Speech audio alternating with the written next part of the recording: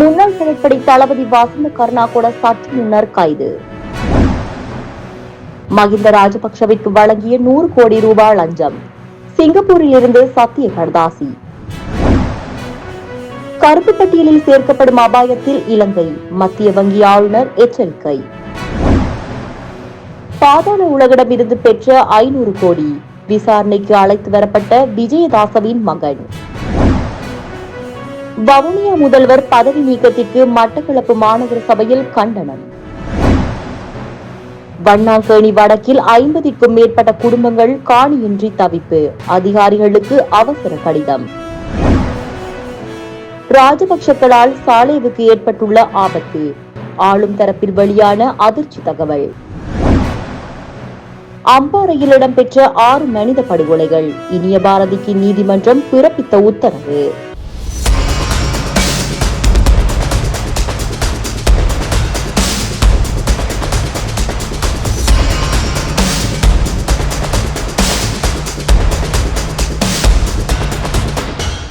முன்னாள் கடற்படை தளபதி வசந்த கருணாகொட சற்று முன்னர் கைது செய்யப்பட்டுள்ளார். லஞ்சம் மற்றும் ஊழல் ஒழிப்பு ஆணைக்குழுவினால் அவர் கைது செய்யப்பட்டுள்ளமை குறிப்பிடத்தக்கது.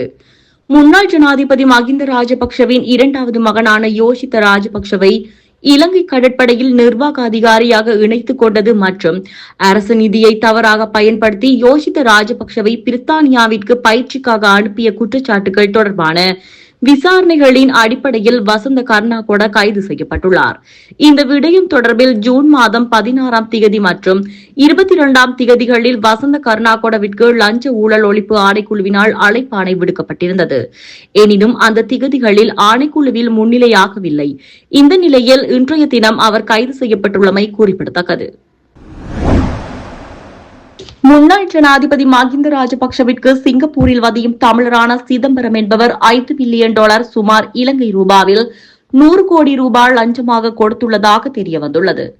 இந்த 100 கோடி ரூபாய் மோசடி தொடர்பில் நல்லாட்சி அரசாங்கத்தின் போது FCID நிதி குற்ற புலனாய்வு பிரிவினால் சாட்சியங்கள் பெறப்பட்ட நிலையில் இது கிடப்பில் போடப்பட்ட வழக்காகும்.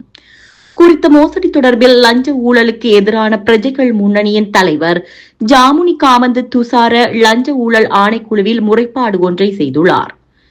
அந்த முறைப்பாட்டில் குறிப்பிடப்பட்டுள்ள விடயங்கள்: காளிமுகத்திடலில் இருந்த ராணுவ தலைமையக காணியை ஷங்கிரிலா ஹோட்டலுக்கு விற்பனை செய்ததில் $5 மில்லியன் லஞ்சமாக பெறப்பட்டுள்ளது. இந்த பணம் முன்னாள் ஜனாதிபதி மகிந்த ராஜபக்சவிற்கு வழங்கப்பட்டுள்ளதாக சிங்கப்பூரின் TPL இன்வெஸ்ட்மெண்ட் நிறுவனத்தின் பங்குதாரரான சிதம்பரம் என்பவர் சத்திய கடதாசி மூலம் குறிப்பிட்டுள்ளார். இது தொடர்பில் கடந்த காலங்களில் முன்னாள் நாடாளுமன்ற உறுப்பினர் சஜின் டிவாஸ் குணவர்த்தனவும் தெரிவித்துள்ளார். ஷங்கிரிலா ஹோட்டலுடன் தொடர்புடைய ஹெலியாட் என்ற ஆலோசனை வழங்கும் நிறுவனத்திற்கும் DPS நிறுவனத்திற்கும் இடையில் $5 மில்லியன் பெறுமதியான போலி ஆலோசனை சேவை ஒப்பந்தம் ஒன்று கையிடப்பட்டுள்ளது. இதனூடாக குறித்த பணம் குறித்த வங்கியின் கணக்குகளினூடாக இலங்கைக்கு கொண்டுவரப்பட்டுள்ளது. இப்பணத்தை கொண்டு தங்கல்ல பகுதியில் உள்ள ஹோட்டல் ஒன்றில் கொள்வனவு செய்துள்ளதுடன் CSN ஊடக நிறுவனத்திலும் முதலீடு செய்யப்பட்டுள்ளது. எமரல் டினாஸ் மற்றும் கால்டன் போஸ்ட் நெட்வொர்க் ஆகிய நிறுவனங்கள் ஊடாக நாமல் ராஜபக்ஷ மற்றும் யோஷித்த ராஜபக்ஷ ஆகியோரே இந்த உண்மையான பயணிகளாக என சிதம்பரம் சத்திய கடதாசி மூலம் தெரிவித்துள்ளார். குறித்த சத்திய கடதாசி 2015 அக்டோபர் 28 FCID-யின் அன்றைய பிரதானி ரவி வைத்தியலங்கார மற்றும் போலீஸ் சார்ஜென்ட் குணவர்த்தன ஆகியோர் முன்னிலையில் பதிவு செய்யப்பட்டுள்ளது. ஆனால் அன்றைய நல்லாட்சி அரசாங்க காலத்தில் இந்த விசாரணைகள் மூடி மறைக்கப்பட்டுள்ளன. பின்னர் FCID பிரதானி ரவி வைத்தியலங்கார ஓய்வு பெற்றதும் இந்த ஊழலுடன் தொடர்புடைய மற்றொரு நிறுவனம் கிருஷ் நிறுவனத்தின் பணிப்பாளர் பதவியை பெற்றுக் கொண்டுள்ளார். இந்த பழைய சம்பவம் மற்றும் அதற்குரிய குரல் பதிவுகள் ஆதாரங்களை அடிப்படையாக கொண்டு சஜின் டி வாஸ் குணவர்த்தனவை அழைத்து உடனடியாக முறையான விசாரணையை ஆரம்பிக்குமாறு கோரியே லஞ்ச ஊழல் ஒழிப்பு ஆணைக்குழுவினால் உத்தியோகபூர்வ முறைப்பாடு செய்யப்படுவதற்கு லஞ்ச ஊழலுக்கு எதிரான பிரஜைகள் முன்னணி ஏற்பாடுகள் செய்துள்ளது. நாட்டின் பொருளாதார பாதுகாப்பு மற்றும் நாட்டை கருப்பு பட்டியலில் சேர்க்கும் அபாயத்தை தடுத்தல் ஆகிய நோக்கங்களை கொண்டே புதிய திருத்த சட்ட மூலங்கள் கொண்டுவரப்பட்டுள்ளன என இலங்கை மத்திய வங்கியின் ஆளுநர் கலாநிதி நந்தலால் வீரசிங்கம் தெரிவித்துள்ளார். அரசாங்க நிதி பற்றிய குழு நேற்று வியாழக்கிழமை நாடாளுமன்ற கட்டட தொகுதியில் கூடிய போகுது. நிதியமைச்சு மற்றும் இலங்கை மத்திய வங்கியின் அதிகாரிகள் கலந்து கொண்டனர். இதன்போது கருத்து தெரிவிக்கும் போதே அவர் மேற்கண்டவாறு குறிப்பிட்டார். அவர் மேலும் தெரிவித்ததாவது, பொருளாதார மேம்பாட்டை கருத்திற்கொண்டு பல விசேட திட்டங்கள் செயற்படுத்தப்பட்டுள்ளது. அத்துடன் பொருளாதாரத்துக்கு நேரடியாக செல்வாக்கு செலுத்தும் துறைகள் தொடர்பில் விசேட அவதானம் செலுத்தப்பட்டுள்ளது. மாறிவரும் உலக நடப்பிற்கு அமைய நிதி சார்ந்த கட்டளைய சட்டங்களை புதுப்பிக்க வேண்டிய அவசியம் காணப்படுகிறது. குறிப்பாக இலத்திரனியல் முறைமையான ஊடக திருட்டுகள் மற்றும் தாக்குதல்கள் ஊடகவியலாளர் மட்டத்தில் தீவிரமடைந்து வருகின்றன. இத்தகைய நவீன சவால்களை வெற்றி கொள்வதற்கு புதிய சட்டங்கள் இயற்றப்பட வேண்டும்.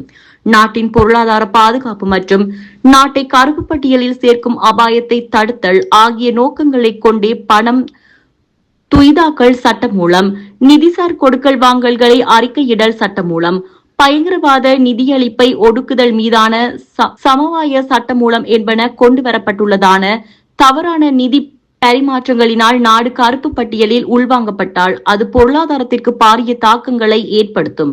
ஆகவே எதிர்கால சவால்களை வெற்றி கொள்வதற்காகவே இவ்வாறான திருத்த சட்டமூலங்கள் கொண்டுவரப்பட்டுள்ளன என அவர் குறிப்பிட்டுள்ளார்.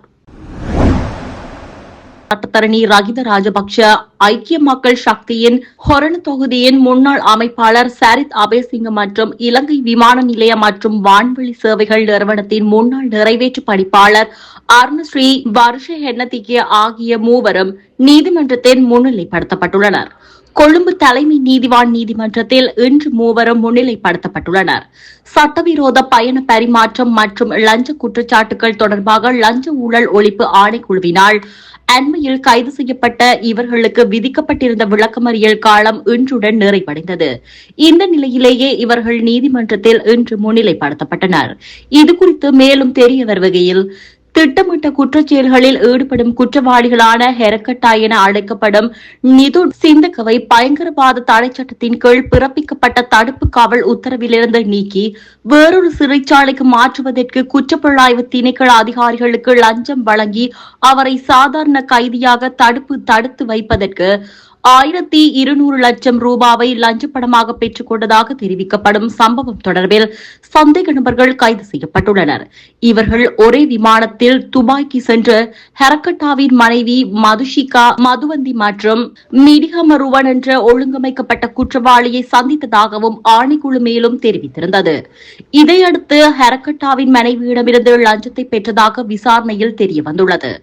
மேலும் இது தொடர்பாக ஹெரக்கட்டாவின் மனைவி மதுஷானி காவல்துறையினரிடம் எழுத்துப்பூர்வமாக முறைப்பாடு அளித்திருந்ததாகவும் நதுன் சிந்திக்க என்ற ஹெரக்கட்டாவும் விசாரணை அதிகாரிகளிடம் வாக்குமூலம் அளித்திருந்ததாகவும் தெரிவிக்கப்பட்டுள்ளமை குறிப்பிடத்தக்கது. வவுனியா மாநகர முதல்வரை பதவி நீக்கம் செய்ததற்கு மட்டக்களப்பு மாநகர சபையில் கண்டனம் தெரிவிக்கப்பட்டதுடன் ஜனநாயகத்தினை கேள்விக்குள்ளாக்கும் இவ்வாறான செயற்பாடுகளை அனுமதிக்க முடியாது என தெரிவிக்கப்பட்டுள்ளது. மட்டக்களப்பு மாநகர சபையின் அமர்வு 2ஆம் தேதி வியாழக்கிழமை மட்டக்களப்பு மாநகர சபையின் முதல்வர் சிவபாக்கியநாதன் தலைமையில் நடைபெற்றது. சபையின் சம்பிரதாயங்களுக்கு அமைவாக சபை நடவடிக்கைகள் ஆரம்பிக்கப்பட்ட நிலையில் முதல்வரின் தலைமையுரை மாநகர சபையின் நிலைய குழுவிற்கு முன்மொழிவுகள் மொழியப்பட்டன. மட்டக்களப்பு மாநகர சபை மற்றும் கதிர்காம யாத்திரை அன்னதான குழு இணைந்து கதிர்காம காட்டுவழி பாதையில் முன்னெடுக்கும் அன்னதான நிகழ்வுக்காக அனுமதி கோரப்பட்ட நிலையில் அதற்கான அனுமதிகள் வழங்கப்பட்டன. தற்போது வவுனியா மாநகர சபையின் முதல்வர் வடமாகாண ஆளுநரால் பதவி நீக்கம் செய்யப்பட்டுள்ளமையானது மாநகர சபைக்கு வாக்களித்த மக்களின் ஜனநாயக உரிமையினை மீறும் செயற்பாடு எனவும் அதனை வன்மையாக கண்டிப்பதாகவும் மாநகர சபை உறுப்பினர் தயாள கௌரியினால் தெரிவிக்கப்பட்டது. இதனை மட்டக்களப்பு மாநகர சபை வன்மையாக கண்டிப்பதாகவும் மக்களின் ஜனநாயக வாக்களிப்பினை தெரிவு செய்யப்பட்ட ஒரு உறுப்பினராகவும் மாநகர சபை உறுப்பினர்களினால் தெரிவு செய்யப்பட்ட ஒரு முதல்வராகவும் உள்ள நிலையில் அவரை பதவி நீக்கம் செய்வதற்கு மாகாண ஆளுநர் முன்னெடுத்த செயற்பாடுகள் ஜனநாயக விரோத செயற்பாடு எனவும் வன்மையாக கண்டிப்பதாகவும் தெரிவித்துள்ளார். கிளிநொச்சி வெண்ணாங்கேணி வடக்கு கிராமத்தில் 50க்கும் மேற்பட்ட குடும்பங்கள் தனக்கு என சொந்தமான குடியிருப்பு நிலம் இல்லாத காரணத்தினால் பெரும் அசௌகரியங்களை எதிர்நோக்கி வருவதாக அப்பகுதி மக்கள் கவலை தெரிவித்துள்ளனர். இது தொடர்பாக வண்ணங்கேணி வடக்கு கிராம மக்கள் ஒன்றிணைந்து கிளிநொச்சி மாவட்ட நாடாளுமன்ற உறுப்பினர் மற்றும் ஒருங்கிணைப்பு குழு தலைவருக்கு அவசர கடிதம் ஒன்றை அனுப்பியுள்ளனர். அந்த கடிதத்தில் குறிப்பிடப்படுவதாவது: எமது கிராமத்தில் வாழ்ந்து வரும் 50க்கும் மேற்பட்ட குடும்பங்கள் தங்குவதற்கு சொந்தமான காணி இல்லாத நிலையில் உறவினர்களின் வீடுகளிலும் மற்றவர்களின் காணிகளிலும் தற்காலிகமாக தங்கி வாழ்ந்து வருகின்றனர். இதனால் அவர்களின் அன்றாட வாழ்க்கையில் பல்வேறு அசௌகரியங்களும் நெருக்கடிகளையும் எதிர்நோக்கி வருகின்றனர். இப்படியான சூழ்நிலையில் எமது கிராமத்தின் பின்புறமாக அமைந்துள்ள அரசின் ஒதுக்கீட்டு காப்பு காணிகளை பிரதேச செயலகத்தின் ஊடாக பொது பயன்பாட்டுக்காக வழங்குவதற்கு தீர்மானிக்கப்பட்டுள்ளதாக அறிகிறோம். எனவே முதற்கட்டமாக காணியற்ற நிலையில் தவித்து வரும் இந்த ஏழை குடும்பங்களுக்கு இந்த காணிகளை பகிர்ந்தளித்து அவர்களுக்கு போக்குவரத்து வீதி வசதிகளையும் ஏற்படுத்திக் கொடுக்க வேண்டும் என தாழ்மையுடன் கேட்டுக் கொள்கின்றோம் என குறிப்பிடப்பட்டுள்ளது. இந்த நிலையில் தங்களின் இந்த அத்தியாவசிய தேவைகளையும் வாழ்வாதார பிரச்சினைகளையும் கருத்தில் கொண்டு உரிய அதிகாரிகள் மூலம் தமக்கு சாதகமான பதிலை பெற்றுத் தருமாறு வண்ணாங்கேணி வடக்கு கிராம மக்கள் கோரிக்கை விடுத்துள்ளனர். கைது செய்யப்பட்டு தடுப்பு காவலில் வைக்கப்பட்டுள்ள முன்னாள் அரசு புலனாய்வு பிரிவின் பணிப்பாளர் சுரேஷ் சாலேவுக்கு ராஜபக்சக்களால் அச்சுறுத்தல்கள் உள்ளதாக அரசு தரப்பில் தெரிவிக்கப்பட்டுள்ளது. ராஜபக்சக்களிடமிருந்து உதய கம்பன்பில, விமல் வீரவன்ச மற்றும் சரத் வீரசேகர் ஆகியோரிடமிருந்து சாலேவுக்கு அச்சுறுத்தல்கள் உள்ளதாக தேசிய மக்கள் சக்தியின் நாடாளுமன்ற உறுப்பினர் ஜகத் மனுகர்ண தெரிவித்துள்ளார்.